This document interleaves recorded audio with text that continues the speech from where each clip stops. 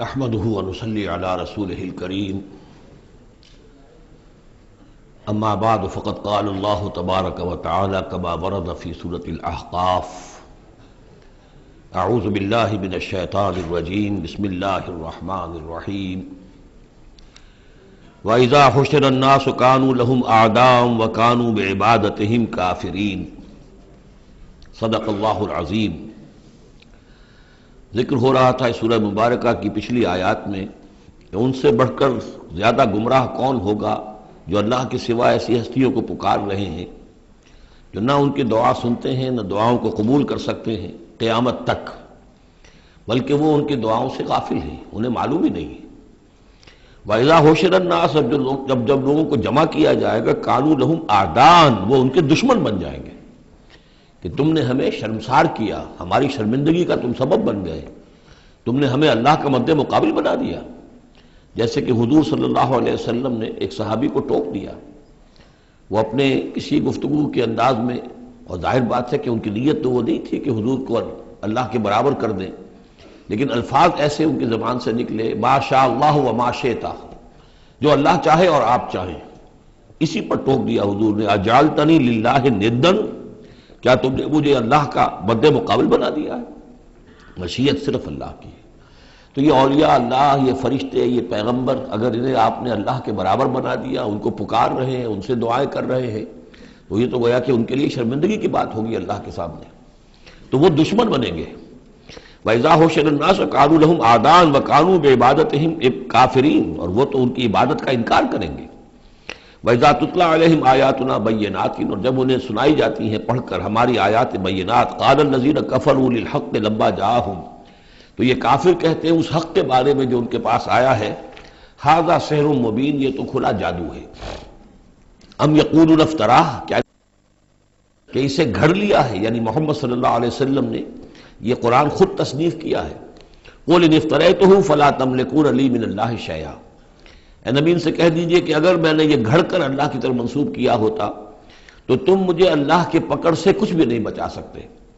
یہ مضمون آئے گا آخری پارے میں، لو تقول علینا بعض الاقاویل، بلکہ 29ویں پارے میں لاخذناہ بالیمین ثم لقطعنا منہ الوتین، کہ اگر بالفرض خدا نہ خواستہ اگر محمد صلی اللہ علیہ وسلم کوئی چیز گھڑ کر ہماری طرف منسوب کر دیں تو ہم ان کا داہنا ہاتھ پکڑیں گے اور پھر ان کی رگے جان کو کاٹ دیں گے۔ ظاہر بات ہے کہ یہ صرف اس میں جو غصہ ہے وہ ان لوگوں پر ہے جو کہہ رہے تھے۔ هو عالم بما تفیضون فیہ اللہ تعالیٰ خوب جانتا ہے جن چیزوں میں تم لگے ہوئے، جو کچھ تم کہہ رہے ہو، جو تمہارا ظاہری قول ہے اس کو بھی جانتا ہے، اور جو تمہارے دل میں چھپا ہوا اسے بھی جانتا ہے۔ کفا بہ شہیدا بینی و بینکم اور وہ کافی ہے بطور گواہ میرے اور تمہارے مابین، وہ جانتا ہے کہ میں اس کا رسول ہوں، اس نے میرے پاس وحی بھیجی ہے۔ وہو الغفور الرحیم اور وہ بخشنے والا ہے، رحم فرمانے والا۔ قل ما کنت بدعا من الرسل اے نبی ان سے یہ بھی کہیے کہ میں کوئی نیا نویلا رسول تو نہیں ہوں، کوئی پہلا رسول ہی تو نہیں ہوں میں کہ مجھ سے پہلے کوئی رسول آئے نہ ہوں۔ بہت سے رسول آئے ہیں، ہاں میں آخری رسول ضرور ہوں، لیکن میں کوئی نیا سا رسول تو نہیں ہوں کہ کوئی ایک نئی بات ہو بالکل۔ بدعا اسی سے وہ بدعت کا لفظ بنا ہے ہمارے ہاں، جو چیز دین میں نہیں ہے اور لا کر اس کو آغاز کر دیا جائے تو در حقیقت وہ بدعت ہے۔ تو ما کنت بدعا من الرسول، جیسے کہ ہم سورہ آل عمران میں پڑھ آئے ہیں وما محمد الا رسول قد خلت من قبلہ الرسل۔ اسی طریقہ سے عیسیٰ ابن مریم کے بارے میں آیا ہے علیہ الصلوۃ والسلام کہ عیسیٰ ابن مریم کیا ہے؟ رسول، اور ان سے پہلے بہت سے رسول گزرے ہیں۔ قل ما کنت بدعا من الرسل وما ادری ما یفعل بی ولا بکم اور مجھے کچھ معلوم نہیں ہے کہ کیا کیا جائے گا میرے ساتھ اور کیا کیا جائے گا تمہارے ساتھ۔ یعنی اس سے مراد یہ نہ سمجھیے کہ حضور کو یہ معلوم نہیں تھا کہ آخرت میں میرے ساتھ کیا کیا جائے گا، وَلَلْآخِرَةُ خَيْرٌ وَأَبْقَىٰ حضور کے لیے تو یقیناً آخرت جو بہت بہتر ہے، لیکن یہ کہ ابھی کیا ہونے والا ہے، کل کیا ہونے والا ہے۔ ظاہر بات ہے کہ طائف آپ گئے تھے تو بڑی امیدیں لے کر گئے تھے نا، لیکن یہ کہ وہاں جا کر جو صورتحال ہوئی گویا کہ وہ حضور کی توقعات کے بالکل خلاف تھی۔ آپ کو تو امید تھی کہ کوئی نہ کوئی بڑا جو وہاں کا سرداروں میں سے کوئی نہ کوئی اگر مان لے گا میری بات کو تو میں پھر اپنا، کیونکہ مکے میں تو اب ابو طالب کا انتقال ہو گیا اور وہی دنیاوی اعتبار سے میرے لیے پروٹیکشن کا ذریعہ تھے، لہذا اب کوئی اگر بڑا رئیس اور بڑا کوئی سردار جو ہے طائف کا وہ ایمان لے آئے تو میں اپنا یہ مرکز وہاں شفٹ کر دوں، لیکن یہ کہ وہاں وہ بات پوری نہیں ہو سکی۔ تو ما ادری ما یفعل بی ولا بکم، مجھے یہ معلوم نہیں ہے کہ کیا کیا جائے گا میرے ساتھ، کیا ہوگا اور کیا ہوگا تمہارے ساتھ. ان اتبع الا ما یوحی الیہ، میں تو بس پیروی کر رہا ہوں اس کی جو میری طرف وحی کی جا رہی ہے. وما انا الا نذیر مبین، اور میں نہیں ہوں مگر کھلا خبردار کر دینے والا، بس میری حیثیت تو یہ ہے. قل ارأیتم ان کان من عند اللہ وکفرتم بہ، اے نبی ان سے کہیے کہ ذرا غور کرو، سوچ لو، اگر ان کان من عند اللہ، جو چیز اللہ کی طرف سے آئی ہے یہ ہے واقعتاً اللہ کی طرف سے، وکفرتم بہ، اور تم نے اس کا کفر کیا، اس کا نتیجہ کیا نکلے گا؟ یعنی یہ کہ تم سوچو، امکان تو ہے نا. تم کہہ رہے ہو کہ میں نے گھڑ لی ہے، چلیے، حالانکہ دل میں تم جانتے ہو کہ یہ گھڑی بھی کتاب نہیں ہے. اگر گھڑی بھی کتاب ہوتی، انسان کی تصنیف ہوتی، تو تم بھی اس کا مقابلہ کرتے. تمہیں چیلنج دیا گیا ہے کہ اس جیسی کتاب بنا لاؤ، اس جیسی ایک صورت ہی بنا لاؤ، تو تمہارے دل میں وہ بات نہیں ہے. لیکن سوچ لو ذرا کہ اگر یہ شے واقعتاً اللہ کی طرف سے ہے، قل ارأیتم ان کان من عند اللہ وکفرتم بہ، اور تم نے اس کا انکار کر دیا. وشہد شاہد من بنی اسرائیل علی مثلہ، اور گواہی دے چکا ہے ایک گواہ بنی اسرائیل میں سے ایک ایسی ہی کتاب کی.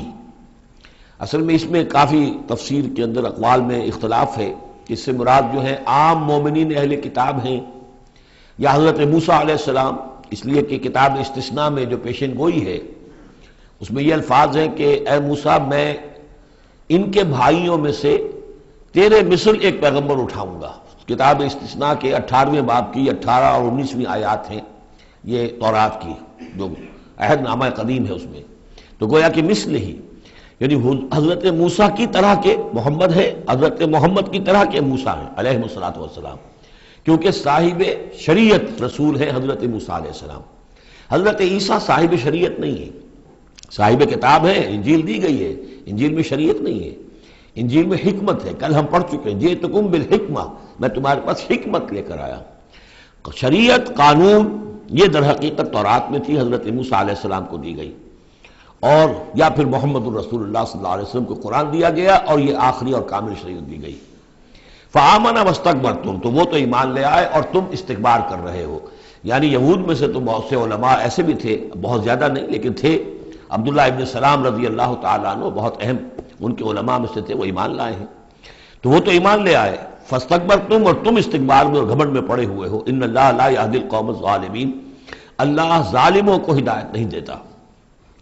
وقال الذین کفروا للذین آمنوا لو کان خیرا ما سبقونا الیہ، اور کہا ان لوگوں نے جنہوں نے کفر کی روش اختیار کی ان لوگوں کے بارے میں جو ایمان لائے، کیونکہ ان میں سے زیادہ تر جو حضور کے آس پاس ہوتے تھے، اس لیے کہ بہرحال ان میں بڑے بڑے لوگ بھی تھے جو ایمان لائے تھے حضور پر. حضرت عثمان ابن عفان بھی تھے، بڑے گھرانے کے فرد تھے. عبد الرحمن ابن عوف بھی تھے، وہ بھی کوئی غرباء اور فقراء میں سے تو نہیں تھے. طلحہ اور زبیر بھی تھے، تو وہ بھی بڑے اونچے خاندانوں سے تھے.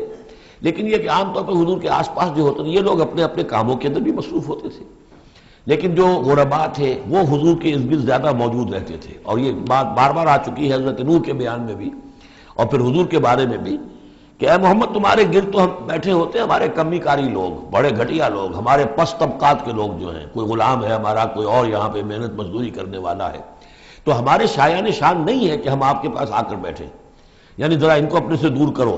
جس پر کہ اللہ تعالیٰ نے کئی مرتبہ یہ فرمایا کہ اے نبی آپ ان کی بات پر نہ جائیے، اور کہیں ان اہل ایمان کو کہ جو صبح و شام اللہ کو پکارتے ہیں اور اللہ کی رضا جوئی میں لگے ہوئے ہیں، ان کو کہیں آپ اپنے سے دور نہ کر دیں. اگر ایسا آپ کریں گے تو یہ ظلم ہو جائے گا. لیکن بہرحال ان کا کہنا یہ تھا کہ اگر یہ لوگ جو ہیں، اگر واقعتاً یہ خیر ہوتا، لو کانا خیرن ما سبقونا، اگر یہ واقعتاً خیر ہوتا قرآن اور یہ دین، تو یہ لوگ جو ہیں یہ اس پر سبقت نہ کرتے ہم سے. بڑے ہم ہیں، سمجھدار ہم ہیں، دانشور ہم ہیں، ایلیٹ آف دی سوسائٹی ہم ہیں، تو ہم نے تو پیش قدمی کی نہیں ہے، لیکن یہ لوگ پیش قدمی کر رہے ہیں، تو اس کا مطلب ہے کہ یہ بات بھی گھٹیا ہی ہے جو تم پیش کر رہے ہو، جس کو گھٹیا قسم کے لوگ قبول کر رہے ہیں. یہ طنز ہے اس میں چھپا ہوا. وقال الذین کفروا للذین آمنوا لو کان خیرا ما سبقونا وَإِذْ لَمْ يَهْتَدُوا بِهِ فَسَيَقُولُونَ هَذَا إِفْكٌ قَدِيمٌ، اور جب یہ اس قرآن کے ذریعے سے ہدایت نہیں پا رہے تو کہتے ہیں کہ یہ تو گھڑا ہوا چیز، گھڑی ہوئی چیز ہے، افک ہے، پرانی شے ہے.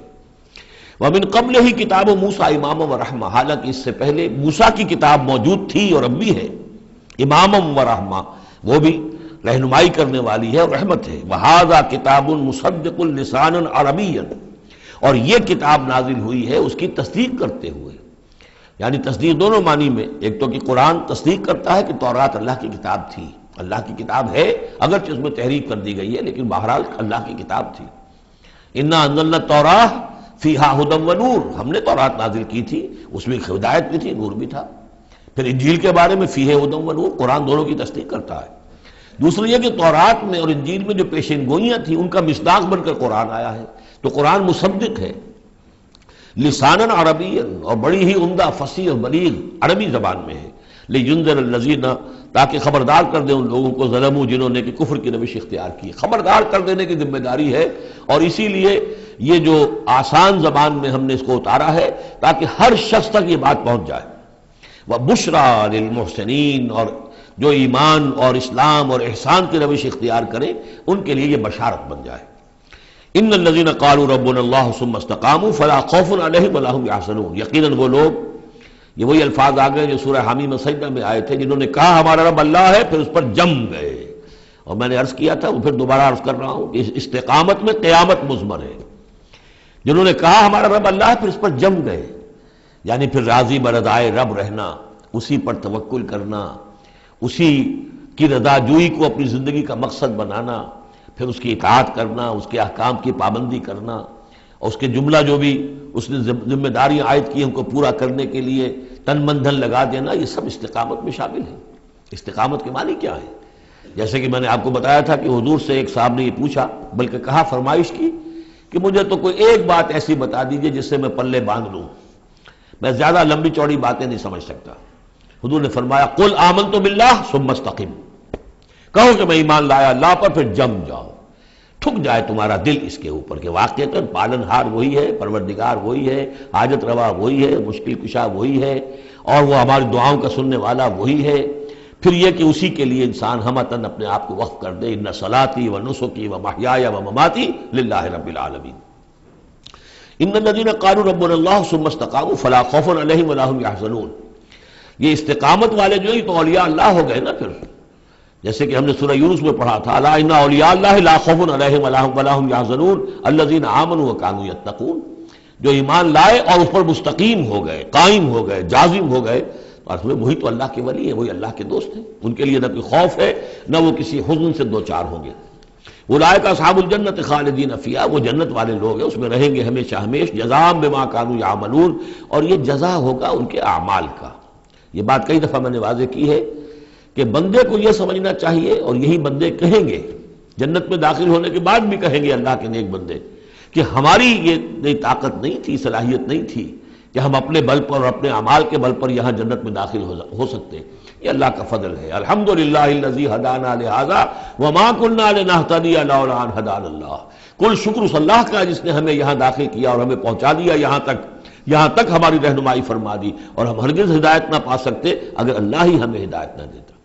لیکن اللہ تعالیٰ بار بار کہتا ہے کہ ٹھیک ہے، لیکن یہ کہ تمہارے اعمال تھے، تم نے بھی محنت کی تھی، تم نے فیصلہ کیا تھا، اما شاکرم و اما کفورا، جو ہم نے تمہیں اختیار دے دیا تھا، تم نے ہمارے شکر گزار بندے بن کر زندگی گزارنے کا فیصلہ کیا، ہم نے قدر افزائی فرمائی، ہم نے تمہیں توفیق دی، ہم نے تمہارے راستے کی رکاوٹوں کو جو ہے آسان کر دیا، لیکن یہ کہ بہرحال تمہارا عمل اس میں شامل ہے۔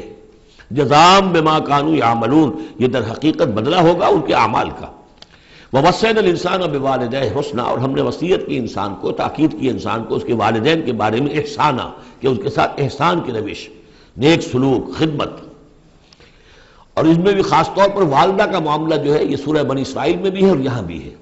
وہاں بھی آیا تھا ووصینا الانسان بوالدیہ حملتہ امہ وہنا علی وہن وفصالہ فی عامین، تو والدین میں جو ہے والدہ کا حق فائق ہے والد کے حق پر، ویسے دونوں کے ساتھ اس نے سلوک ہو، دونوں کا ادب ہو۔ وَإِمَّا يَبْلُغَنَّ عِندَكَ الْكِبَرَ أَحَدُهُمَا أَوْ كِلَاهُمَا فَلَا تَقُل لَّهُمَا أُفٍّ وَلَا تَنْهَرْهُمَا وَقُل لَّهُمَا قَوْلًا كَرِيمًا، یہ ہم پڑھ چکے ہیں۔ لیکن یہاں بھی اور وہاں بھی خاص طور پر والدہ کا، اس لیے کہ مشقت جو ہے وہی پیدائش میں ساری کی ساری مشقت جو ہے ماں کی ہے، باپ کا کیا حصہ ہے؟ وہ تو ایک کوئی اس کی لذت کا لمحہ ہوتا ہے، وہ اس کے اندر اس نے وہ بوند ٹپکائی اور فارغ۔ اب وہ ساری مصیبت کون جھیل رہی ہے؟ وہ عورت جھیل رہی ہے، ماں جھیل رہی ہے۔ سارا پریگننسی کا دور جو ہے، اس میں ابتدائی دور جو ہے، اس میں اسے جی بتلا رہا ہے، الٹیاں آ رہی ہیں، چیزوں سے نفرت ہو رہی ہے، پھر جب بوجھل ہو گئی ہے، جسم بوجھل ہو گیا ہے، بوجھ اٹھائے ہوئے ہے، پھر وضع حمل کی مشقتیں ہیں، وہ درد ذیل ہے، پھر اس کو دودھ پلانا ہے 2 سال تک، اس کے جو اس کو گند ہے اس کو صاف کرنا ہے، پوتڑے دھونے ہیں، یہ سارے کام کون کر رہا ہے؟ ماں کر رہی ہے۔ باپ کا تو اس میں حصہ ڈائریکٹ نہیں، انڈائریکٹ ہے کہ بہرحال وہ کمائی کرتا ہے، پرووائڈ کرتا ہے، یہ بات دوسری ہے، لیکن جو مشقت ماں کی ہے، اسی لیے حدیث میں آتا ہے کہ ایک صحابی نے حضور سے سوال کیا کہ میرے حسن سلوک کا سب سے اولین مستحق کون ہے؟ آپ نے فرمایا تمہاری والدہ۔ انہوں نے پوچھا پھر ان کے بعد کون؟ فرمایا پھر تمہاری والدہ۔ تیسری مرتبہ پھر کون؟ حضور پھر والدہ تمہاری۔ چوتھی مرتبہ جب اس نے پوچھا ان کے بعد کون، تو آپ نے فرمایا تمہارے والد۔ یعنی والدہ کا حق جو ہے وہ والد کے حق پر، یہ ہے اخلاقی حق۔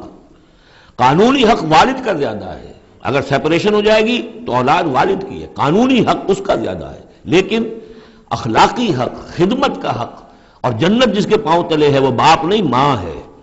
جنت جو ہے وہ تو اس کے قدم تلے تحت اقدام الامہات، اس حوالے سے اخلاقی مقام جو ہے وہ عورت کا زیادہ ہے، ماں کا زیادہ ہے۔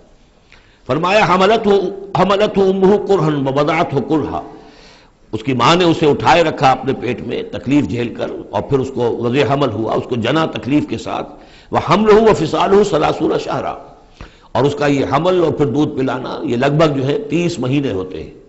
حتیٰ اذا بلغ اشدہ، یہاں تک کہ جب وہ اپنی پوری قوت کو پہنچتا ہے، بلوغت کو پہنچتا ہے، اور یہاں سے بلوغت سے مراد جو ہے وہ نفسیاتی بلوغت ہے، ذہنی اور نفسیاتی بلوغت۔ ایک جسمانی بلوغت ہوتی ہے، وہ تو 16 17 18 اس سال کے اندر آدمی جو ہے وہ پورا بالغ ہوتا ہے، لیکن جسمانی بلوغت نہیں، یہاں جو ہے 40 برس کا ذکر آ رہا ہے۔ حتیٰ اذا بلغ اشدہ وبلغ 40 سنۃ، جب وہ 40 برس کا ہو جاتا ہے۔ سائیکولوجیکل میچورٹی جو ہے انسان کی وہ 40 برس کی ہے، یہی وجہ ہے کہ 40 برس ہی کی عمر میں جو بھی نبوت جو ہے وہ ملتی تھی، حضور کو بھی 40 برس کی۔ فلما بلغ 40 سنۃ حبب الیہ الخلاء فکان یخلو بغار حراء، ایک حدیث ہے بڑی پیاری جس کی راویہ ہیں ام المومنین حضرت عائشہ صدیقہ رضی اللہ تعالیٰ عنہ، جس میں فرمایا انہوں نے کہ حضور نے مجھے بتایا کہ جب میری عمر 40 برس کے قریب ہوئی تو مجھے خلوت گزینی محبوب ہو گئی، تنہائی میں بیٹھ کر، اور پھر آپ جا کر کئی دن کئی راتیں جو ہے غار حرا میں آپ تنہا رہتے تھے، خلوت گزینی، پھر وہیں پر وہی کا آغاز ہوا ہے۔ تو 40 برس کی عمر، اگرچہ استثناءات ہیں، حضرت یحییٰ کے بارے میں ہم پڑھ چکے ہیں سورہ مریم میں، آتیناہ الحکم صبیہ، بچپن ہی میں اللہ نے انہیں حکمت عطا فرما دی، اور ان کو جو بھی وہ میچورٹی ہے اللہ نے بہت ابتدائی عمر میں عطا فرما دی۔ حضرت عیسیٰ کا معاملہ بھی ایسا ہی ہے، لیکن عام قاعدہ و قانون وہی ہے 40 برس کا۔ حتیٰ اذا بلغ اشدہ وبلغ 40 سنۃ قال رب اوزعنی ان اشکر نعمتک التی انعمت علی وعلی والدی، تو وہ کہتا ہے کہ میرے پروردگار مجھے اس کی میری قسمت یہ بنا دے، یہ میرا نصیب فرما دے، مجھے اس کی توفیق دے کہ میں شکر ادا کر سکوں تیرے انعامات کا جو مجھ پر ہوئے اور میرے والدین پر ہوئے، وان اعمل صالحا ترضاہ، اور یہ کہ میں ایسے عمل کروں اچھے جو تجھے پسند آئیں، جنہیں تو پسند کرے، واصلح لی فی ذریتی، اور پھر یہ کہ میرے لیے میری اولاد کے لیے بھی، اولاد میں بھی میرے لیے بہتری پیدا کر دے۔ ایک تو یہ ہوتا ہے کہ اصلح لی ذریتی، میری اولاد کو کی اصلاح کر دے، انہیں صالح بنا دے، لیکن یہاں پہ انداز جو ہے ذرا دیکھیے، اصلح لی فی ذریتی، اس لیے کہ اولاد صالح ہوگی تو اس کا فائدہ مجھے بھی پہنچے گا، اس لیے کہ اگر اولاد جو ہے وہ صالح ہے اور نیک ہے تو اس سے یقیناً انسان جو ہے وہ دعائیں کریں گے، استغفار کریں گے، اور ان کے جو اعمال صالحہ ہیں، چونکہ باپ نے کوئی تربیت اچھی دی تھی تو ان کے اعمال صالحہ سے بھی اس کے اپنے حساب کے اندر بھی ادراج ہوتا رہے گا نیکیوں کا۔ تو اصلح لی فی ذریتی، میری ذریت میں، میری نسل میں میرے لیے اصلاح فرما دے، یعنی ان کی اصلاح فرما جس سے کہ خود مجھے بھی فائدہ پہنچے۔ اسی بالکل یہی مفہوم ہے کہ جو ہم نے سورہ الفرقان میں پڑھا ہے، وَجْعَلْنَا لِلْمُتَّقِينَ إِمَامًا، مراد یہ کہ ہماری اولاد کو متقی بنا، تاکہ ان کی جو ہم از خود ان کے آگے چلنے والے ہیں، ان کے امام ہیں، وہ ہمارے فالوورز ہیں، ہمارے پیچھے چلنے والے ہیں، اور قیامت میں ایسا ہوگا حشر میں آدمی اٹھیں گے اور ان کے پیچھے ان کی نسلیں چلی آ رہی ہیں، تو ہمارے پیچھے آنے والے ہیں وہ نیک ہوں، متقی ہوں۔ وَاصْلِحْ لِي فِي ذُرِّيَّتِي إِنِّي تُبْتُ إِلَيْكَ، میں تیری جناب میں توبہ کرتا ہوں، رجوع کرتا ہوں، وَإِنِّي مِنَ الْمُسْلِمِينَ، اور یقیناً میں تیرے فرما برداروں میں سے ہوں۔ اولئک الذین نتقبل عنہم احسن ما عملوا، یہ وہ لوگ ہیں جن سے ہم ان کے بہترین اعمال قبول فرمائیں گے، ونتجاوز عن سیئاتہم، اور اگر کوئی خطائیں ہوں گی، کوئی چیز ان کے اندر کمزوری کا پہلو بھی ہوگا ہم اس سے درگزر فرمائیں گے. فی اصحاب الجنہ، اور پھر یہ اصحاب الجنہ میں ہوں گے، جنت والوں میں شامل ہو جائیں گے. وعد الصدق الذی کانوا یوعدون، یہ سچا وعدہ ہے جس کا کہ ان سے وعدہ کیا جاتا تھا. اب اس کے برعکس سے کردار ہے. یہ تو یہ کہ ایک صالح بیٹا ہے، اور وہ جب اپنی پوری میچورٹی کو پہنچا ہے اور بلوغ کو پہنچا ہے نفسیاتی اور ذہنی اعتبار سے، تو اس کا طرز عمل تو یہ ہے جو آگے رب اوزعنی ان اشکر نعمتک التی انعمت علی وعلی والدی وان اعمل صالحا ترضاہ واصلح لی فی ذریتی. ایک دوسرا برعکس کردار ہے والذی قال لوالدیہ اف لکما اتعداننی ان اخرج وقد خلت القرون من قبلی. اور وہ شخص جو اپنے والدین سے کہتا ہے، والدین مسلمان ہے لیکن بیٹا آوارہ ہو گیا ہے یا ذہنی طور پر جو ہے وہ گمراہ ہو گیا ہے، وہ نہ آخرت کو مان رہا ہے نہ اللہ کو مان رہا ہے، کسی اور رخ پہ جا رہا ہے، تو وہ اپنے والدین سے کہتا ہے اف لکما، میں بڑا بیزار ہوں آپ سے، یہ کیا آپ لوگوں نے ڈھکوسلے تراش رکھے ہیں، یہ کیا آخرت واخرت کی آپ مجھے دھمکی دیتے رہتے ہیں. اتعداننی، کیا آپ مجھے اس بات سے ڈراتے ہیں، وعدہ دیتے ہیں، دھمکاتے ہیں، ان اخرجا، کہ مجھے نکالا جائے گا، دوبارہ زندہ کیا جائے گا. وقد خلت القرون من قبلی، مجھ سے پہلے نہ معلوم کتنی نسلیں بیت چکی ہیں، ہزارہا لوگ نسل بعد نسل ختم ہو چکے ہیں، تو میں تو ان باتوں کو ماننے والا نہیں ہوں، یہ آپ کے ڈھکوسلے ہیں، یہ پرانی باتیں ہیں، دقیانوسی باتیں ہیں. وہما یستغیثان اللہ ویلک آمن، اور وہ دونوں ماں باپ جو ہے بیچارے وہ نیک، وہ دعائی دے رہے ہیں اللہ کی کہ اللہ کے بندے ویلک، تباہی ہو تیری، خرابی ہو تیری، آمن، ایمان لا، مان ان باتوں کو. ان وعد اللہ حق، یقیناً اللہ کا وعدہ سچا ہے. فیقول ما ھذا الا اساطیر الاولین، وہ کہتا ہے نہیں نہیں نہیں، میں نہیں مانتا، نہیں یہ تو نقلیں ہیں، پرانی کہانیاں ہیں جو پچھلوں سے نقل ہوتی چلی آ رہی ہیں. اولئک الذین حق علیہم القول، یہ وہ لوگ ہیں کہ جو جن پر اللہ کی بات سچی ہو گئی، یعنی مستحق ہو گئے اللہ کے کلمہ عذاب کے. فی امم قد خلت من قبلہم، اور انہی قوموں کے اندر وہ بھی پھر شامل کر دیے جائیں گے جو ان سے پہلے گزر چکی ہیں، من الجن والانس، جنات میں سے بھی اور انسانوں میں سے بھی. انہم کانوا خاسرین، یقیناً وہی لوگ ہیں خسارے والے، برباد ہونے والے. وَلِكُلٍّ دَرَجَاتٌ مِّمَّا عَمِلُوا، اور سب کے لیے درجے اور مقامات معین ہوں گے ان کے اعمال کے اعتبار سے. وَلِيُوَفِّيَهُمْ، اور تاکہ اللہ تعالیٰ پورا ان کے اعمال، وَلِيُوَفِّيَهُمْ أَعْمَالَهُمْ وَهُمْ لَا يُظْلَمُونَ، پورا ان کو دے دے گا ان کے اعمال کا بدلہ، اور ان پر کوئی ظلم نہیں ہوگا، کوئی حق تلفی نہیں ہوگی. وَيَوْمَ يُعْرَضُ الَّذِينَ كَفَرُوا عَلَى النَّارِ، اور جس دن کہ یہ کافر پیش کیے جائیں گے آگ پر، اور اس وقت ان سے کہا جائے گا اذهبتم طیباتکم فی حیاتکم الدنیا واستمتعتم بها، دیکھو بھائی تم نے اپنے جو مزے لینے تھے، لوٹنے تھے، عیش کرنے تھے، وہ تم دنیا کی زندگی میں کر چکے ہو. تم نے وہاں حرام خوریاں کی، حلال اور حرام کی تمیز کو ختم کیا، تم نے وہاں عیش کیے. اذهبتم طیباتکم، اپنی مزے کی چیزیں جو ہے وہ تم لے جا چکے. فی حیاتکم الدنیا، تم اپنی دنیا کی زندگی میں، واستمتعتم بها، اور اس سے تم نے بہت فائدہ اٹھا لیا. فَالْيَوْمَ تُجْزَوْنَ عَذَابَ الْهُونِ بِمَا كُنتُمْ تَسْتَكْبِرُونَ فِي الْأَرْضِ بِغَيْرِ الْحَقِّ، تو آج اب تمہیں بہت ہی اہانت آمیز عذاب دیا جائے گا، ذلت کا عذاب، بسبب اس تکبر کے جو تم کرتے رہے ہوئے زمین میں ناحق. وَبِمَا كُنتُمْ تَفْسُقُونَ، اور جو تم نے وہاں پر نافرمانیاں کی ہیں اور ہمارے احکام کو توڑا ہے. وَاذْكُرْ أَخَا عَادٍ، اور ذرا تذکرہ کیجئے اخا عاد، قوم عاد کے بھائی کا، یعنی حضرت ہود علیہ السلام. اذ انذر قومہ بالاحقاف، جبکہ انہوں نے اپنی قوم کو خبردار کیا احقاف میں. یہ احقاف کا علاقہ تھا، بالکل جنوبی ساحل جو ہے عرب کا، جزیرہ نما عرب کا، اس کے ساتھ، اور اب وہاں پر بہت ہی سخت قسم کا، وہ بدترین قسم کا صحرا ہے. احقاف. وقد خلت النذر من بین یدیہ ومن خلفہ، ان سے پہلے بھی، ان کے سامنے بھی اور بہت سے خبردار کرنے والے آئے تھے. یہ میں نے عرض کیا تھا کہ انبیاء متعدد آ کر پھر آخری کوئی رسول آتا تھا کہ جو پھر آخری اتمام حجت کرتا تھا. اللہ تعبدوا الا اللہ، انہوں نے یہی دعوت دی تھی کہ مت پوجو کسی کو سوائے اللہ کے. انی اخاف علیکم عذاب یوم عظیم، مجھے اندیشہ ہے تمہارے اوپر، تمہارے بارے میں کہ ایک بڑے دن کا عذاب تم پر آئے گا. قالوا اجئتنا لتافکنا عن آلہتنا، انہوں نے کہا کہ کیا تم اس لیے آئے ہو اے ہود کہ تم ہمیں اپنے معبودوں سے برگشتہ کر دو. فاتنا بما تعدنا ان کنت من الصادقین، تو اگر تم سچے ہو تو جس عذاب کی دھمکی ہمیں دے رہے وہ لے آؤ. قال انما العلم عند اللہ، انہوں نے کہا کہ اس کا علم تو اللہ کے پاس ہے، کل علم اللہ کے پاس ہے. وہ عذاب آئے گا، کب آئے گا، کس صورت میں آئے گا، میں نہیں جانتا، وہ اللہ جانتا ہے. وَأُبَلِّغُكُم مَّا أُرْسِلْتُ بِهِ، اور میں تو تمہیں پہنچا رہا ہوں وہ جو اس نے مجھے دے کر بھیجا ہے. جو پیغام اس نے دیا میں پہنچا رہا ہوں، میرا کام انذار ہے، ابلاغ ہے، پہنچا دینا ہے، واضح کر دینا ہے۔ وَلَٰكِنِّي أَرَاكُمْ قَوْمًا تَجْهَلُونَ، لیکن میں دیکھ رہا ہوں کہ تم نے بہت جہالت کی روش اختیار کر لی ہے، بجائے اس کے کہ میری بات پر غور کرو، دیکھو، سوچو، دل میں اترے تو اسے قبول کرو۔ تم نے تو گویا کہ ادھار کھائے بیٹھے ہو اس کی نفی پر اور اس کو نہ ماننے پر، تو تم جہالت پر اتر آئے ہو۔ فَلَمَّا رَأَوْهُ عَارِضًا مُسْتَقْبِلَ أَوْدِيَتِهِمْ، تو عذاب الہی جب آیا، اس کے آثار جب آئے تو وہ ایک ایسی صورت میں تھے کہ جو ہے کہ بادل آ رہے ہیں۔ تو جب دیکھا انہوں نے اس کو، یعنی عذاب کو، رعو ہو، یہ وہ عذاب کے لیے ضمیر ہے، عارضاً کہ اس کو ہم نے ایک ابر کی صورت میں بھیجا، مستقبل اودیتہم، جو ان کی وادیوں کی طرف چلا آ رہا تھا، سامنے آ رہا تھا۔ قالوا هذا عارض ممطرنا، ان کو یہ تو بادل آ گئے، ابر ہے، اب بارش ہوگی، جل تھل ہو جائیں گے، مطر آ رہی ہے۔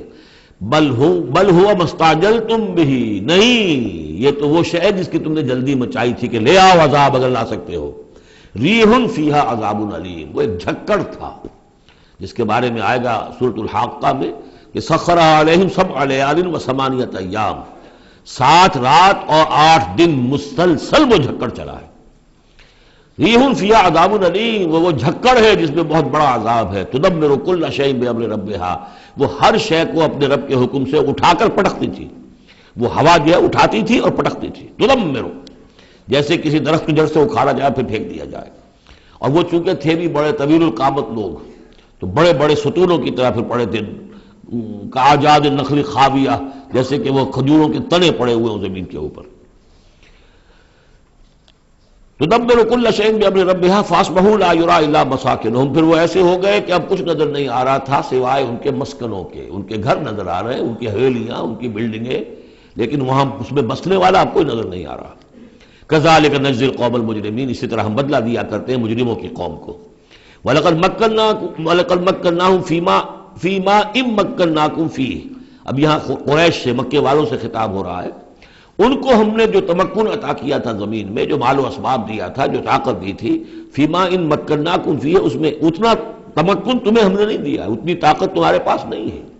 ان کی تہذیب، جیسا کہ میں عرض کر چکا ہوں، وہ شداد کا جو شہر تھا، اب اس کے جو ہے باقیات وہ نظر آ چکے ہیں سیٹلائٹس کے ذریعے سے کہ زمین کے نیچے جو ہے بہت گہرے وہ موجود ہیں، جو ان کے اوپر عذاب آیا اور اس کے اوپر، لیکن وہ دبے ہوئے موجود ہیں۔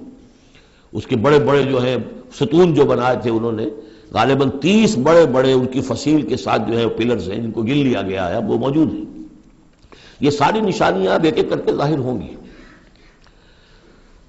وَلَقَدْ مَكَّنَّاهُمْ فِي مَاءٍ مَّكَّنَّاكُمْ فِيهِ، ہم نے وہ چیزیں انہیں دی تھی کہ جو اے قریش تمہیں نہیں دی، ہم نے ان کو، تمہیں وہ تمکن نہیں دیا۔ وَجَعَلْنَا لَهُمْ سَمْعًا وَأَبْصَارًا وَأَفْئِدَةً، ہم نے ان کے لیے بھی، ہم نے انہیں سماعت کان بھی دیے تھے، وَأَبْصَارًا آنکھیں بھی دی تھی، افئدہ بھی دیے تھے، دل اور عقل بھی دی تھی۔ فَمَا أَغْنَىٰ عَنْهُمْ سَمْعُهُمْ وَلَا أَبْصَارُهُمْ وَلَا أَفْئِدَتُهُمْ مِنْ شَيْءٍ، تو کچھ کام نہیں آئے ان کے، نہ تو ان کی سماعت، ان کی بصارت، نہ ان کے دل یا عقلیں، میں کسی شے میں انہیں نہیں بچا سکے۔ اذ کانوا یجحدون بآیات اللہ، جبکہ وہ انکار کرتے رہے اللہ کی آیات کا۔ وحاق بہم ما کانوا بہ یستہزئون، اور ان کو گھیر لیا اور ان پر الٹ پڑی وہی چیزیں جن کا کہ وہ مذاق اڑایا کرتے تھے۔ وَلَقَدْ أَهْلَكْنَا مَا حَوْلَكُم مِّنَ الْقُرَىٰ، اور ہم نے تو ہلاک کیا ہے بہت سی بستیوں کو جو تمہارے ہی ارد گرد آباد تھیں۔ میں وہ نقشہ بنا کے بھی آپ کو دکھا چکا ہوں کہ یہ تمام جو احقاف، یہ گویا کہ مکے کے جنوب مشرق میں تھے۔ سمود کا علاقہ جو ہے مکے کے شمال میں تھا، اسی شمال کے رخ پر جو ہے پھر وہ مدین کا علاقہ، اور پھر یہ کہ ادھر ڈیڈ سی کے ساتھ ساحل پر، اس کے بھی اب حال ہی میں خبر آئی ہے کہ اس کے بھی جو کھنڈرات وغیرہ ہیں وہ بحرۂ ڈیڈ سی جو ہے، بحرۂ مردار، اس کے اندر پانی کے نیچے وہ موجود ہیں۔ ابھی ان کی تلاش ہو گئی ہے، وہ نکل آئے ہیں، مطلب یہ کہ ان معلوم ہو گئے ہیں، انکشاف ہو گیا ہے۔ تو فرمایا وَلَقَدْ أَهْلَكْنَا مَا حَوْلَكُم مِّنَ الْقُرَىٰ، ہم نے بہت سی بستیوں کو، شہروں کو ہلاک کیا جو تمہارے ارد گرد ہی تھی۔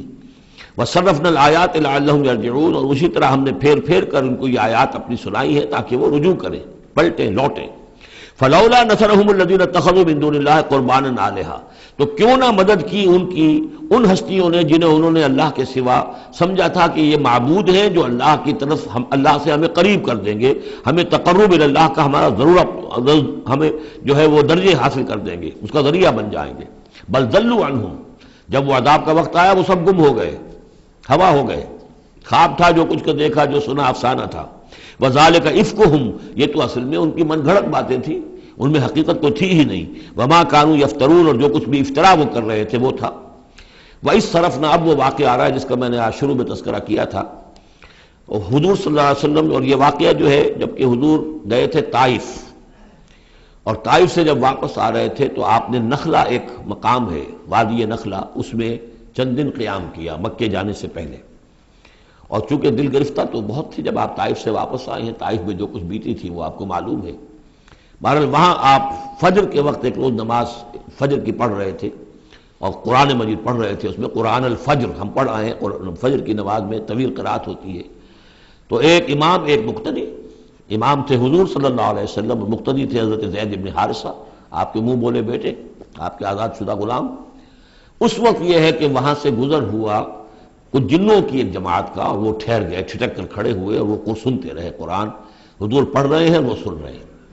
تو اس پر وہ ایمان لائے، اور پھر جا کر اپنی قوم میں انہوں نے فوراً تبلیغ شروع کر دی۔ تو یہ بات ہمارے لیے بڑی عبرت کی بات ہے کہ جنات کی ایک جماعت نے ایک ہی دفعہ قرآن سنا، ایمان بھی لے آئے اور فوراً مبلغ بن گئے اس کے۔ لیکن ہم جو ہے سنتے ہیں اور ایک کان سے سن کر دوسرے کان سے نکال دیتے ہیں، ہماری زندگی میں کوئی تبدیلی نہیں آتی۔ تو بڑا قابل غور ہے یہ مقام قرآن مجید کا۔ وَإِذْ صَرَفْنَا إِلَيْكَ نَفَرًا مِنَ الْجِنِّ، اور جب کہ ہم نے آپ کی طرف متوجہ کر دیا اے نبی جنوں کی ایک جماعت کو، یستمعون القرآن، کہ وہ قرآن سننے لگے۔ فلما حضروہ، جب وہاں وہ پہنچے، قالوا انصتوا، انہوں نے کہا چپ ہو جاؤ، خاموش رہو، سنو، توجہ سے سنو۔ اب دیکھیے جو بات قرآن مجید میں آئی ہے وَإِذَا قُرِئَ الْقُرْآنُ فَاسْتَمِعُوا لَهُ وَأَنصِتُوا، معلوم ہوتا ہے کہ یہ وہ ان جنات میں سے تھے کہ جو طبعاً نیک تھے، شریف تھے، اس اعتبار سے ان کے اندر وہ جو مادہ تھا وہ موجود تھا، بلکہ آگے چل کر معلوم ہوگا کہ وہ حضرت موسیٰ علیہ السلام کے ماننے والے تھے، ان پر گویا کہ وہ اہل کتاب جنات تھے۔ تو انہوں نے جب سنا تو بڑی توجہ کے ساتھ جو ہے وہ سننے لگے، اور کہا خاموش ہو جاؤ، سنو توجہ سے۔ فلما قضی، تو جب وہ آپ کی قرات ختم ہو گئی، وَلَّوْا إِلَىٰ قَوْمِهِمْ مُنذِرِينَ، تو فوراً اپنی قوم کی طرف پلٹے انہیں خبردار کرنے کے لیے۔ اور کیا کہا انہوں نے؟ قالوا یا قومنا انا سمعنا کتابا انزل من بعد موسیٰ، معلوم ہوا موسیٰ کے ماننے والے تھے۔ اے ہماری قوم کے لوگوں، ہم نے سنا ہے، ہم نے کتاب سنی ہے جو نازل ہوئی ہے اب موسیٰ کے بعد۔ کتاب جو نازل ہوئی ہے موسیٰ کے بعد وہ قرآن ہی ہے، اگرچہ ہم مانن کہہ دیتے ہیں عرفاً، وہ انجیل کو بھی کتاب، لیکن کتاب کا لفظ میں نے بارہا آپ کو بتایا ہے کہ شریعت کے لیے آتا ہے، کتاب قوانین کے لیے آتا ہے۔ کتب علیکم کتب علیکم کتب علیکم، نماز بھی ہے کتابا موقوتا، عدت کے لیے آیا حتیٰ یبلغ الکتاب اجلہ، تو شریعت کے احکام کے لیے جو ہے وہ اصل میں یہ لفظ خاص ہے۔ تو تورات چونکہ شریعت کی حامل تھی، اور قرآن پھر شریعت دوسری جو آئی ہے موسیٰ کی شریعت کے بعد وہ شریعت محمد ہے صلی اللہ علیہ وسلم۔ ورنہ ظاہر بات ہے کہ ان کے علم میں ہوگا کہ حضرت عیسیٰ بھی آئے اور وہ ایک کتاب تو لائے، لیکن یہ کہ اس میں شریعت نہیں۔ قالوا یا قومنا انا سمعنا کتابا انزل من بعد موسیٰ مصدقا لما بین یدیہ، اور یہ تصدیق کرتے ہوئے آئی ہے اس کی جو اس کے سامنے موجود ہے، یعنی تورات، یہدی الی الحق، اور یہ رہنمائی کر رہی ہے حق کی طرف، الی طریق مستقیم، اور ایسے راستے کی طرف جو بالکل سیدھا ہے۔ صراط مستقیم، صراط بھی راستہ، طریق بھی راستہ، سبیل بھی راستہ، سواء السبیل سیدھا راستہ، صراط مستقیم سیدھا راستہ، طریق مستقیم۔ یا قومنا اجیبوا داعی اللہ، اے ہماری قوم کے لوگوں، اللہ کی طرف پکارنے والے کی پکار پر لبیک کہو، مانو، ایمان لاؤ۔ وآمنوا بہ یغفر لکم من ذنوبکم، تو ان پر ایمان لاؤ تاکہ اللہ تعالیٰ جو ہے تمہارے گناہوں کو بخش دے، وَيُجِرْكُم مِّنْ عَذَابٍ عَلِيمٍ، اور تمہیں بچا دے عذاب علیم سے، دردناک عذاب سے۔ وَمَن لَّا يُجِبْ دَاعِيَ اللَّهِ فَلَيْسَ بِمُعْجِزٍ فِي الْأَرْضِ، اور جو نہیں لبیک کہتا اللہ کی طرف پکارنے والے کی پکار پر، تو وہ پھر فَلَيْسَ بِمُعْجِزٍ، وہ اللہ تعالیٰ کو ہرا نہیں سکے گا، شکست نہیں دے سکے گا زمین میں۔ وَلَيْسَ لَهُ مِن دُونِهِ أَوْلِيَاء، اور نہیں ہوں گے اس کے لیے کوئی ایسے اس کے رفیق اور اس کے پشت پناہ اور مددگار جو اسے اللہ کی پکڑ سے بچا سکے۔ أُولَٰئِكَ فِي ضَلَالٍ مُّبِينٍ، یہ لوگ تو گویا کہ کھلی گمراہی کے اندر ہوں گے۔ اب یہ بات جو ہے جیسا کہ میں نے اس کے قابل غور ہے ہمارے لیے۔ اب ظاہر بات ہے کہ داعی جب تک نبوت کا سلسلہ جاری تھا وہ اللہ کے نبی ہوتے تھے۔ اب حضور کے بعد اب دائی جو ہوں گے وہ امت میں سے ہوں گے. کوئی اٹھے گا اللہ کا بندہ، پھر دین کی دعوت دے گا، پھر قرآن کی طرف بلائے گا، پھر لوگوں سے کہے گا کہ آؤ چلو اس راستے پر چلو، اللہ کے دین کا راستہ یہ ہے. اقامت دین کی جد و جہد میں لگو، اس کے لیے اپنے تن بندھن لگاؤ. ان صلاتی و نسکی و محیایا و مماتی للہ رب العالمین. اب نبی تو کوئی نہیں آئے گا سوائے ان کے جو دجال ہیں، جھوٹے نبی ہیں جنہوں نے دعوے کیے ہیں، وہ تو چھوڑ دیجیے ان کو. لیکن نبی نہیں آنے والا، نبوت کا دروازہ بند ہو چکا. لیکن دعوت اللہ کا دروازہ بند نہیں ہوا ہے، اس کا سلسلہ بند نہیں ہوا، بلکہ اب تو اس امت کے ذمے بحیثیت مجموعی کو ذمہ داری لگا دی گئی.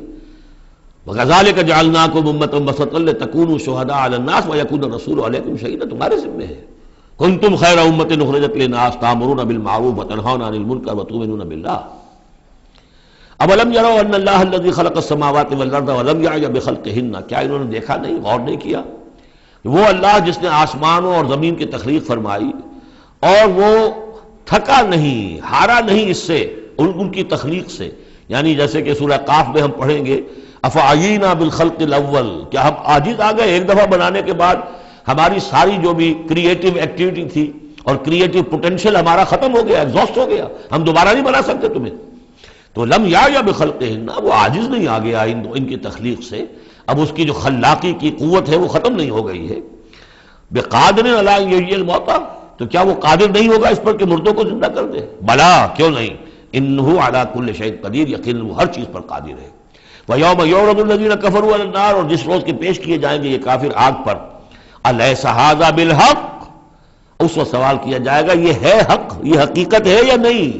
تم ڈھکوسلا کہتے تھے، تم کہتے تھے کہ ایسی ہمیں دھونس دی جا رہی ہے، کوئی جہنم وغیرہ نہیں، کوئی حساب کتاب نہیں، کوئی جزا و سزا نہیں، کوئی باس بعد الموت نہیں. أَلَيْسَ هَذَا بِالْحَقِّ، کیا یہ حقیقت نہیں ہے؟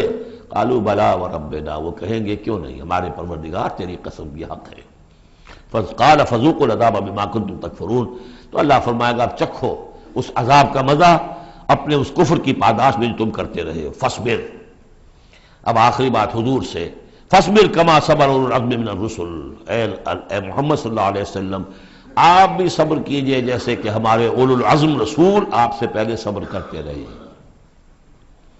یہ اولو العزم من الرسل عام طور پر خیال ہے کہ 5 ہیں، بعض حضرات 7 شمار کرتے ہیں، حضرت ہود حضرت صالح کو بھی شامل کرتے ہیں، لیکن 5 پر چونکہ اسی سلسلہ سور کی صورت ہے سورہ شورى جس میں 5 کا ذکر ہے. شرع لکم من الدین ما وصى به نوحا والذی اوحینا الیک وما وصینا به ابراہیم وموسیٰ وعیسیٰ. حضرت نوح، حضرت ابراہیم، حضرت موسیٰ، حضرت عیسیٰ اور حضرت محمد صلی اللہ علیہ وسلم علیہ الصلوۃ والسلام، یہ اولو العزم من الرسل ہیں. اور اس میں جو یوں سمجھیے کہ عزم اور صبر کا معاملہ جو ہے اس میں حضرت ایک اعتبار سے حضرت نوح سب سے آگے ہے، 950 برس تک جو ہے انہیں صبر کرنا پڑا. فلبث فیہم 1000 سنۃ الا 50 عاما. اور ایک ذاتی تکلیف اس میں حضرت ایوب علیہ الصلوۃ والسلام، ان کو جو کوفت ذاتی تکلیف، بیماری، نہایت ہی تکلیف دہ بیماری، تو اس میں ان کا صبر ایوب اس اعتبار سے مشہور ہے. فاصبر کما صبر اولو العزم من الرسل، صبر کیجئے جیسے کہ ہمارے اولو العزم پیغمبر صبر کرتے رہے. ولا تستعجل لهم، اور ان کے لیے جلدی نہ کیجئے. کیا مطلب؟ یہ خیال جو کبھی شاید حضور کے دل میں بھی آ جاتا ہو، لیکن یہ کہ دوسرے مسلمانوں کے دلوں میں آنا تو بالکل قرین قیاس ہے کہ اللہ تعالیٰ ان کو پکڑتا کیوں نہیں؟ یہ کس طریقے سے بلال کو کیسے مار رہا ہے یہ امیہ ابن خلف، اللہ تعالیٰ اس کا ہاتھ چھل کیوں نہیں کر دیتا؟ وہ تو علی کل شیء قدیر ہے. اور اس قوم کو کب تک یہ مہلت دی جائے گی؟ کیوں نہیں ان پر عذاب آ جاتا جیسے کہ عذاب آیا تھا پچھلی قوموں کے اوپر؟ فرمایا نہیں، ولا تستعجل. پچھلی صورت بھی اسی پر ختم ہوئی تھی کہ اے نبی اہل ایمان سے یہ کہیے کہ ذرا ان کو ابھی معاف کریں، ابھی ان کو کچھ عرصے کے لیے، چونکہ جو ہمارا ابھی فیصلہ جو ہے وہ یہ ہے کہ ابھی وہ وقت عذاب کا نہیں آیا ہے، تو ابھی یہ ذرا درگزر کرتے رہیں. وہی بات یہاں خاص طور پر واحد کے صیغے میں خطاب کر کے حضور سے کہی جا رہی ہے. فاصبر کما صبر اولو العزم من الرسل ولا تستعجل لهم، تستعجل لهم ان کے لیے جلدی نہ کیجیے. کانہم یوم یرون ما یوعدون، جس دن کے یہ دیکھیں گے اس عذاب کو، جب عذاب آئے گا تو ایسے محسوس کریں گے لم یلبسوا الا ساعۃ من نہار، کہ نہیں رہے تھے مگر دن کی کسی ایک حصے میں، ایک گھڑی دن کی صرف.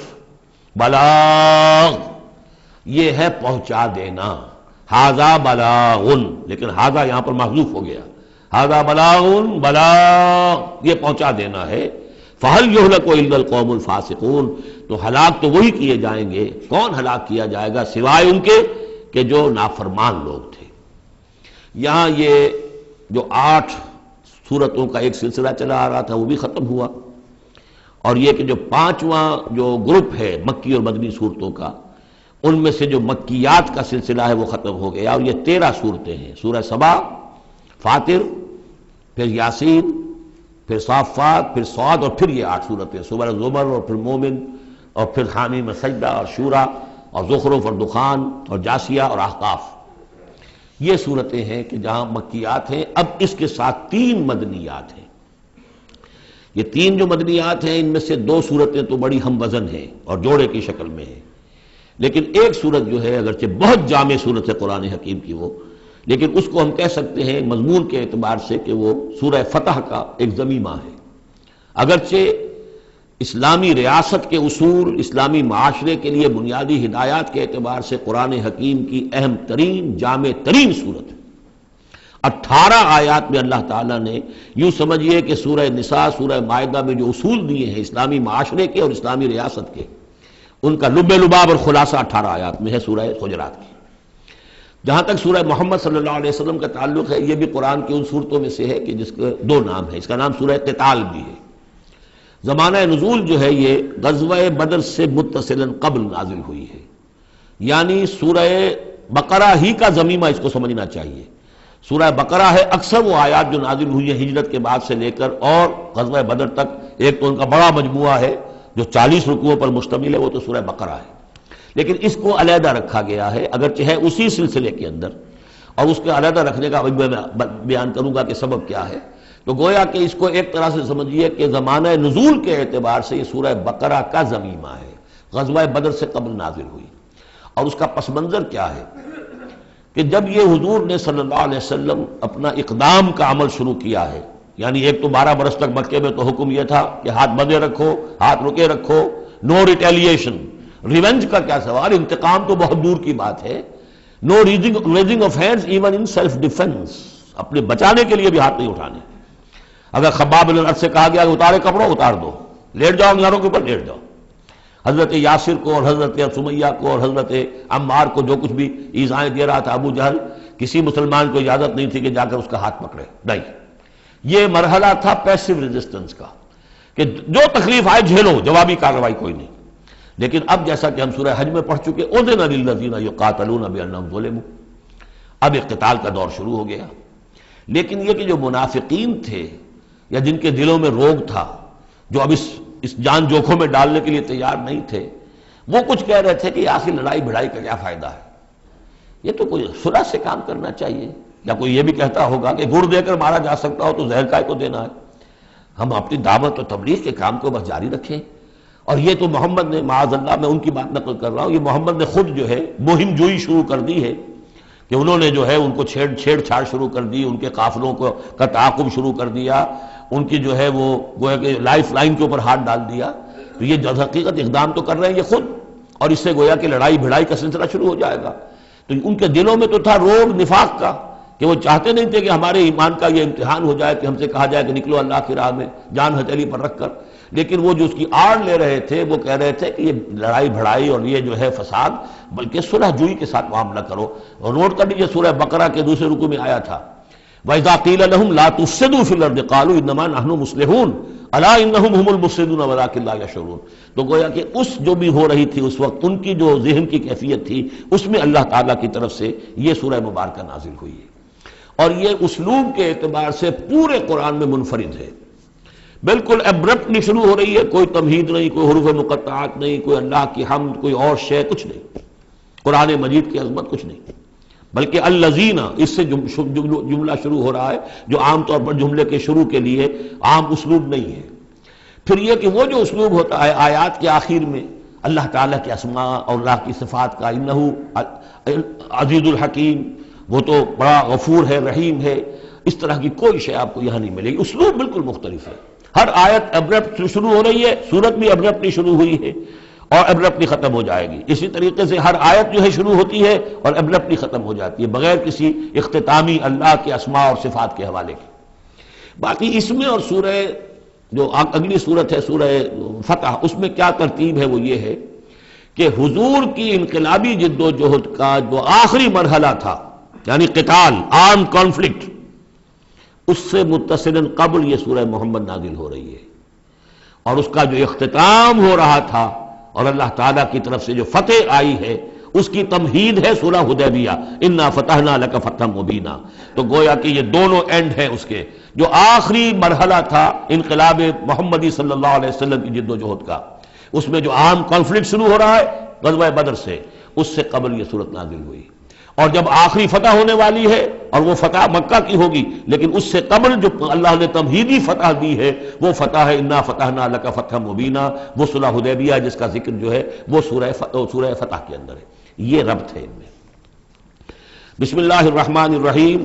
الذین کفروا وصدوا عن سبیل اللہ اضل اعمالهم، جن لوگوں نے کفر کیا اور اللہ کے راستے سے روکا اور خود بھی رکے، صدا یا سدو میں عرض کر چکا ہوں بار بار، رکنا بھی روکنا بھی، یہ فعل لازم بھی ہے، فعل متعدی بھی ہے۔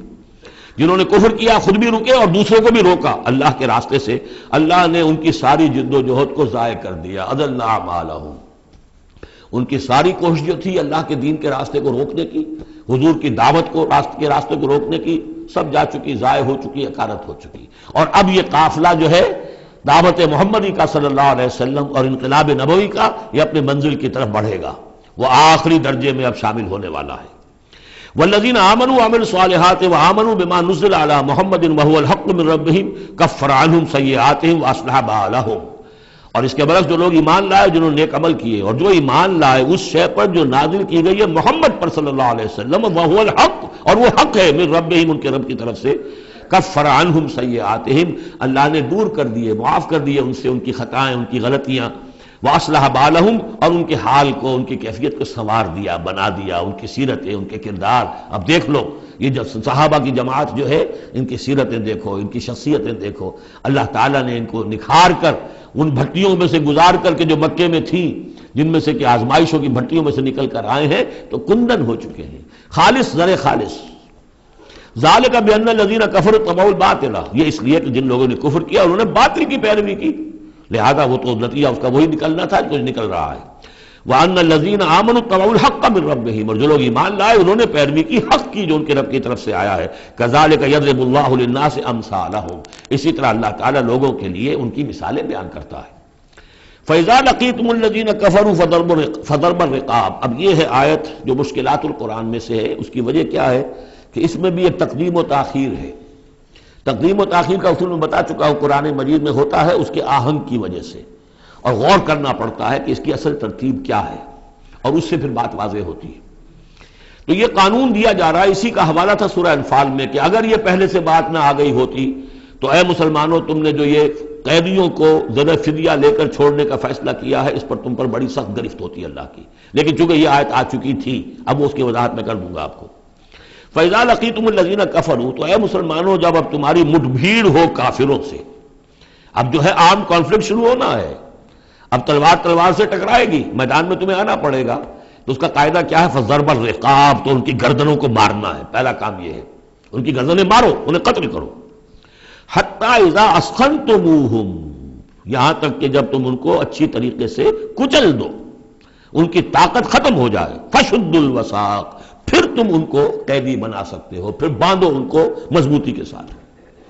فَإِمَّا مَنًّا بَعْدُ وَإِمَّا فِدَاءً حَتَّى تَضَعَ الْحَرْبُ أَوْزَارَهَا، اور پھر چاہے تو انہیں اس کے بعد جو ہے تم چھوڑ سکتے ہو احسان رکھ کر، بغیر فدیہ لیے، اور وَإِمَّا فِدَاءً، یا فدیہ لے کر، حَتَّى تَضَعَ الْحَرْبُ أَوْزَارَهَا، یہاں تک کہ جنگ جو ہے وہ اپنے ہتھیار رکھ دے، ڈال دے۔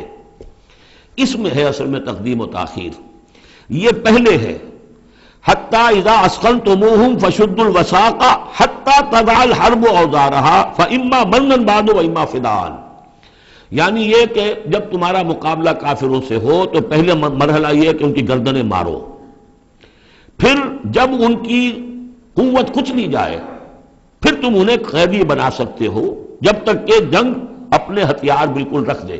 اب اس کو سمجھ لیجئے کہ ایک ہوتی ہے بیٹلز، ایک ہوتی ہے وار۔ بدر جنگ تھی لیکن بیٹل کی نوعیت کی تھی، وار تو 6 سال تک چلنی ہے، battle of Badr, battle of Uhud, battle of Ahzab, battle of Bani al Mustaliq, battle نہ معلوم کتنی بیٹلز ہیں۔ یہ 6 سال تک مسلسل جنگ ہے، جس میں کہ تھوڑا سا وقفہ آیا صلح حدیبیہ کی وجہ سے، ورنہ تو جا رہے۔ وار واز کنٹینیوئنگ، وار ابھی ختم نہیں ہوئی ہے، ایک بیٹل ختم ہوئی ہے، ایک مہم ختم ہوئی ہے، ایک لڑائی ختم ہوئی ہے، جنگ تو جاری ہے۔ حتی تضع الحرب اوزارہا، جبکہ وہ جنگ اپنے ہتھیار رکھ دے، یعنی اس درجے وہ دین کا غلبہ ہو جائے کہ اب کوئی ریزسٹنس نہ رہے، تو پھر یہ ہے کہ چاہے تم ان کو چھوڑ دو فدیہ لے کر، اور چاہے تم ان کو ویسے بھی احسان سے بھی چھوڑ دو تو کوئی حرج نہیں، تو احسان کرو بغیر فدیہ لیے بھی چھوڑ دو تو کوئی حرج نہیں۔ لیکن جب تک کہ ابھی مقابلہ چل رہا ہے، اس وقت تک فدیہ لے کر چھوڑ دینے کے معنی کیا ہوئے کہ آپ نے کفر کو تقویت پہنچائی۔ جو آج جنگ کر کے یہاں کرنے کے لیے آئے تھے ان میں سے 70 مارے گئے، اچھا وہ تو کفر کا ایک بازو تو ٹوٹ گیا، لیکن یہ 70 جو تمہاری قید میں آئے تھے اس کو تم نے فدیہ لے کر چھوڑ دیا، تو یہ بازو دوبارہ جا کر تم پر حملے کے لیے تیار ہو جائے گا کہ نہیں؟ لیکن چونکہ یہاں پہ اب اس کا معاملہ ججمنٹ کا، واقعتاً دشمن کی کمر کچلی گئی ہے یا نہیں، یہ ہے ججمنٹ کا معاملہ۔ تو حضور نے اگر یہ سمجھا کہ کمر کچلی گئی ہے تو اس کے اوپر پکڑ نہیں ہو سکتی۔ اجتہاد جو ہے، اجتہاد کا اصول یہ ہے کہ اجتہاد میں مخطی بھی ہو تو اسے اجر ملتا ہے، اور مصیب ہو تو دوہرا اجر ہے۔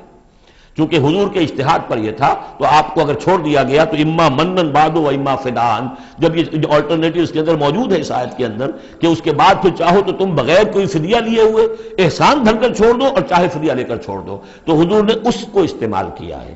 اگرچہ اللہ تعالیٰ کے نزدیک ابھی وہ کچھ بھی نہیں گئی تھی کفر کی طاقت، لہذا یہ قبل از وقت ہے جو اجتہاد ہو گیا ہے۔ اسی لیے کہا کہ اگر یہ آیت نازل نہ ہو چکی ہوتی پہلے تو جو کچھ تم نے کیا ہے اللہ تعالیٰ اس پر تمہاری پکڑ سخت کرتا۔ میرا خیال ہے میں وہ آیت بھی آپ کو سنائی دوں، اس لیے کہ یہ بہت مشکل مقامات میں سے ہے، بڑی مشکل سے لوگوں کی سمجھ میں آتی ہے۔ یہ دیکھیے، یہ آیت نمبر 67 سے سنا رہا ہوں۔ ما کان لنبی ان یکون لہ اسرا حتی یسخن فی الارض، وہی لفظ جو یہاں آیا ہے حتی اذا اسخنتموہم حتی یسخن فی الارض۔ کسی نبی کے لیے یہ روا نہیں ہے کہ وہ کوئی قیدی بنا لے جب تک کہ زمین میں پوری طریقے سے خونریزی نہ ہو جائے اور کفر کو کچل نہ دیا جائے۔ تریدون عرض الدنیا، تم دنیا کا ساز و سامان چاہتے ہو کہ یہ فدیہ دیں گے رقم آئے گی، واللہ یرید الآخرہ، اللہ کے نگاہوں کے سامنے آخرت ہے۔ اللہ عزیز الحکیم، اللہ عزیز اور حکیم ہے۔ لولا کتاب من اللہ سبقا، اگر یہ اللہ کی طرف سے وہ کتاب پہلے آنا چکی ہوتی، حکم، اب یہ کتاب کے معنی پھر وہی حکم ہے یہاں پر، اللہ کی طرف سے پہلے یہ آیت جو ہے جو اس حکم پر مبنی ہے وہ نازل نہ ہو چکی ہوتی، لمسکم فیما اخذتم عذاب عظیم، تو جو کچھ تم نے لیا ہے اس پر تمہارے اوپر بڑی سخت گرفت ہوتی ہے اللہ کی طرف سے، لیکن چونکہ وہ تھی فَكُلُوا مِمَّا غَنِمْتُمْ حَلَالًا طَيِّبًا، تو جو بھی اب تمہیں غنیمت ملی ہے اسے کھاؤ حلال، اور اس کو حلال اور طیب سمجھتے۔ یہ ہے اس آیت کا مطلب، جب تمہارا مقابلہ ہو دشمنوں سے تو گردنیں مارنا ہے پہلا کام، پھر جب پوری طرح کچل لو، طاقت کچھ نہیں گئی کفر کی، تو پھر قیدی بھی بناؤ، فَشُدُّ الْوَثَاقَ حَتَّى تَضَعَ الْحَرْبُ أَوْزَارَهَا، جب جنگ بالکل ختم ہو جائے اور گویا کہ وہ ہتھیار ڈال دیے جنگ نے، ڈنگ ڈال دیے، اب کوئی طاقت نہیں رہی کفر میں، پھر تم چاہو تو ان کو فدیہ لے کر چھوڑ دو، چاہو تو بغیر فدیہ کے بھی چھوڑ دو، کوئی بات نہیں، اب کوئی خطرہ نہیں، اس لیے کہ انقلاب آ چکا اور مستحکم ہو چکا، اب ان کے کیے کچھ نہیں ہوگا۔ حتی تضع الحرب اوزارہا ذالک ولو یشاء اللہ لانتصر منہم، اللہ چاہتا تو خود ہی ان سے بدلہ لے لیتا، ان کفار سے انتقام لے لیتا، ولکن لیبلو بعضکم ببعض، اللہ تعالیٰ چاہتا تو اس 1000 کے لشکر کو آنے واحد میں ختم کر دیتا، لیکن اللہ نے تمہیں موقع دیا، تمہاری آزمائش کی، تمہارے صبر کا امتحان لیا، لیکن اللہ تعالیٰ امتحان لیتا ہے، جانچتا ہے بعض کو بعض کے ذریعے سے، وہ 1000 کے لشکر کے ذریعے سے ان 313 کے استقامت کی، ایمان اور استقامت جو ہے اس کی آزمائش ہو گئی۔ والذین قتلوا فی سبیل اللہ فلن یضل اعمالہم، اور جو لوگ اللہ کی راہ میں قتل ہو گئے تو اللہ تعالیٰ ان کے اعمال کو ضائع کرنے والا نہیں ہے، ان کے سارے اعمال کا بھرپور اجر انہیں مل جائے گا۔ سیہدیہم ویصلح بالہم، اللہ تعالیٰ ان کو راہ دے گا، پہنچا دے گا، جنت تک پہنچا دے گا، اور ان کے جو معاملہ ہوگا وہاں پہ ان کے احوال بہت اعلیٰ ہوں گے، بہت عمدہ ہوں گے۔ وَيُدْخِلُهُمُ الْجَنَّةَ عَرَّفَهَا لَهُمْ، اور داخل کرے گا انہیں اس باغات میں جو پہلے ہی انہیں پہچنوا دی ہے، بتا دیا ہے کہ اس جنت میں کیا کچھ ہوگا، وہ تو ہم بتا چکے ہیں قرآن کے اندر، اس جنت میں داخل کرے گا۔ یا ایھا الذین آمنوا ان تنصروا اللہ ینصرکم ویثبت اقدامکم، اہل ایمان اگر تم اللہ کی مدد کرو گے تو اللہ تمہاری مدد کرے گا اور تمہارے قدموں کو جما دے گا. یہ بہت اہم قانون ہے اللہ کا. تم اللہ کی مدد کرو گے تو اللہ مدد کرے گا. تم اللہ کے دشمنوں سے پینگے بڑھاؤ، دوستیاں کرو، ان کی وفاداریوں کے دم بھرو، انہیں اپنا سرپرست سمجھو، انہیں اپنا حمایتی اور مددگار سمجھو، اور ساتھ ہی دعا کرو تو دعائے قنوت نازلہ چاہے سال بھر کرتے رہو گے، اللہ نہیں سنے گا تمہاری دعا. ڈھاکہ گیا، مشرقی پاکستان گیا، بدترین شکست آ گئی، قنوت نازلہ مکے میں بھی اور مدینے میں بھی پڑھے جا رہے تھے اور پورے پاکستان میں پڑھے جا رہے تھے، اللہ نے نہیں سنی. تمہاری دوستیاں کس سے؟ اللہ سے تو ہے نہیں. اللہ کے خلاف تو اعلان جنگ ہے. تمہاری ساری معیشت سود پر چل رہی ہے. تم نے اللہ کے باغیوں کو دوست بنایا ہوا، انہیں اپنا سرپرست سمجھتے ہو، انہی کی مدد پر تمہارا جو ہے سارا سہارا بھروسہ ہے. آ رہا تھا کوئی جہاز چل کر امریکہ کا، وہ تو نہیں آیا، تو اللہ کیوں سنے گا تمہاری بات؟ ان تنصروا اللہ ینصرکم ویثبت اقدامکم، اگر تم اللہ کی مدد کرو گے، تم اس کے اگر مخلص ہو، فرما بردار ہو، اس کے دین کا جھنڈا لے کر کھڑے ہو گئے ہو، تن من دھن اس کے لیے لگانے کو تیار ہو، اللہ مدد کرے گا اور تمہارے قدم جما دے گا. والذین کفروا فتعسا لهم، اور وہ لوگ جنہوں نے کفر کیا ہے ان کے لیے تو پھر ہے ان کو گویا کہ رد کر دینا، راندہ درگاہ کر دیے جائیں گے، وہ کھائیں ٹھوکریں. وعد اللہ اعمالہم، اللہ نے ان کے تمام اعمال کو، جد و جہد کو، کوششوں کو بالکل گمراہ کر دیا، یعنی ختم ہو گئی وہ، اور ان کا حاصل کچھ نہ ہوا. ذالک بانہم کرہوا ما انزل اللہ فاحبط اعمالہم، اس کی وجہ کیا ہے کہ انہوں نے وہ چیز ناپسند کی جو اللہ نے نازل کی. فاحبط اعمالہم، اللہ نے ان کے تمام نیک اعمال بھی ضائع کر دیے. یعنی آخر ان میں ایسے بھی تھے کفار میں سے جو غریبوں کو کھانا کھلا دیتے تھے، جو حاجیوں کی خدمت کرتے تھے اور سمجھتے تھے بڑی نیکی کا کام ہم کر رہے ہیں. یہ سورہ توبہ میں ہم پڑھ آئے ہیں، اجعلتم سقایۃ الحاج وعمارۃ المسجد الحرام، ان چیزوں کو تم نے بہت بڑی نیکیاں سمجھ رکھا ہے. لیکن یہ کہ اگر تم نے اللہ کے نازل کیے ہوئے قرآن کو ناپسند کیا ہے تو اللہ نے تمہاری ساری اعمال جو ہے حبط کر دیے. افلم یسیروا فی الارض فینظروا کیف کان عاقبۃ الذین من قبلہم، تو کیا یہ زمین میں گھومے پھرے نہیں کہ یہ دیکھتے کہ کیا انجام ہوا ان لوگوں کا جو ان سے پہلے تھے. دمر اللہ علیہم، اللہ تعالیٰ نے ان پر ہلاکت کو مسلط کر دیا. وللکافرین امثالھا، اور ان کافروں کے لیے بھی ایسے ہی انجام آئیں گے.